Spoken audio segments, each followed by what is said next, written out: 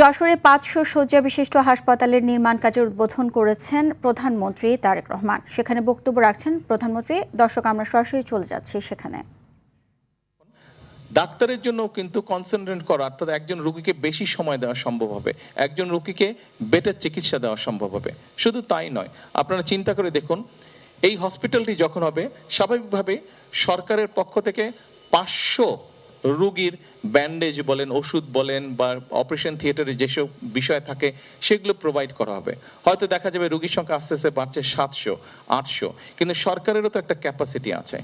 যেমন ধরেন, আমরা যদি ঢাকা মেডিকেল কলেজের কথা ধরি, ঢাকা মেডিকেল কলেজে খুব সম্ভবত আমান কত, এটা ১৫০০ বোধহয় না, আমান ১৫০০ না, আমান ঢাকা মেডিকেল কলেজ, ডিজি সাহেব আছে তো ঢাকা মেডিকেল কলেজের।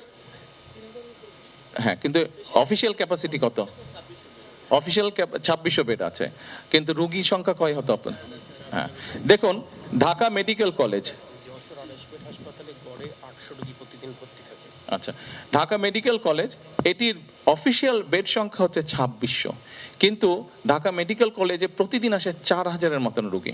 এখন আমরা নিজেরাই চিন্তা করে দেখি, আপনি সরকার যে সাপোর্ট যেগুলো দিচ্ছে, ওষুধ বলেন, বেড বলেন, ডাক্তার বলেন, নার্স বলেন, ব্যান্ডেজ বলেন, যাই বলেন না কেন, ২৬০০, ধরেন ৩,০০০ দিচ্ছে সরকার, দেখছে যে বেশি আসছে ৩,০০০ দিচ্ছে।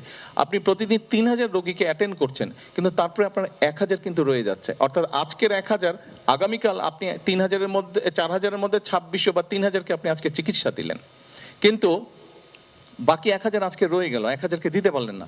আগামীকাল যখন সকাল হবে, আগামীকাল আবার ৪,০০০ আসছে, এই ৪,০০০, ৩,০০০-কে সাপোর্ট দিচ্ছে, কিন্তু ২,০০০, আজকের ১,০০০ এবং আগামীকালও রয়ে যাচ্ছে আবার ১,০০০, অর্থাৎ ২,০০০ প্রতিদিন, কিন্তু এটা বাড়ছে, প্রতিদিন এটা বাড়ছে। সেজন্যই আমরা সিদ্ধান্ত গ্রহণ করেছি যে আমরা প্রিভেনশনটার উপরে জোর দিব।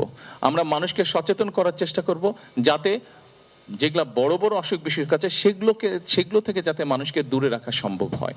এটি গেল একটি বিষয়।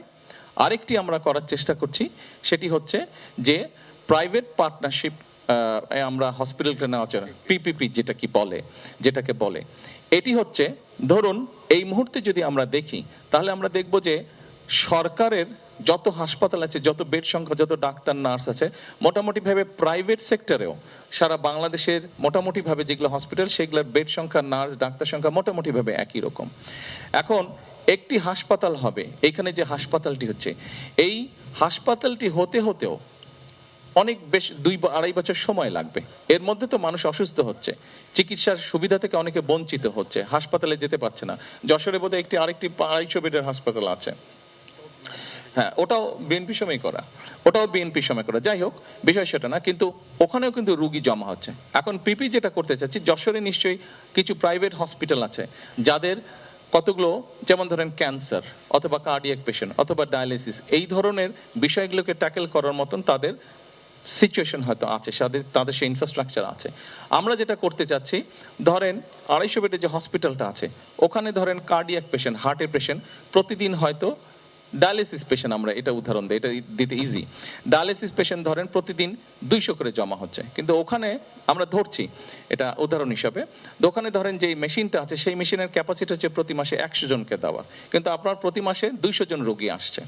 আমরা প্রথম ১০০ জনকে সেখানে সাপোর্ট দিলাম, চিকিৎসা করলাম, বাকি যে ১০০ জন লাইনে জমা হচ্ছে, এদেরকে আমরা প্রাইভেট যেই হসপিটালগুলো আছে সেখানে আমরা চেষ্টা করব ধীরে ধীরে বিভিন্ন জনকে, সরকারের পক্ষ থেকে আমরা তাদের কাছে সেই রোগীটা পাঠাবো, সেই খরচটাও সরকারই বহন করবে। দর্শক, দেখছিলেন যশোর থেকে প্রধানমন্ত্রী তারেক রহমানের বক্তব্যের অংশবিশেষ।